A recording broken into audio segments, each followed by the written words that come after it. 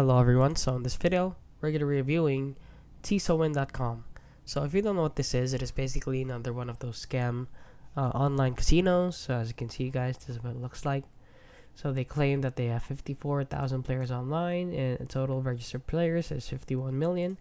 And the total paid to players is $24 billion, which is outrageous to be honest.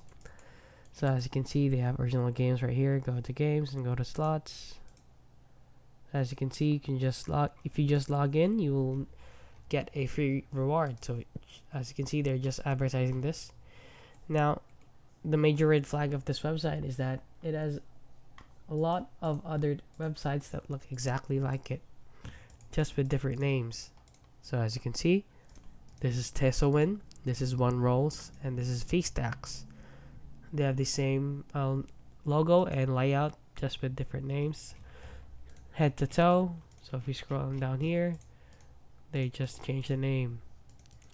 So please guys, do not enter in any information to this website or any credit card information, since you will get scammed out of your money.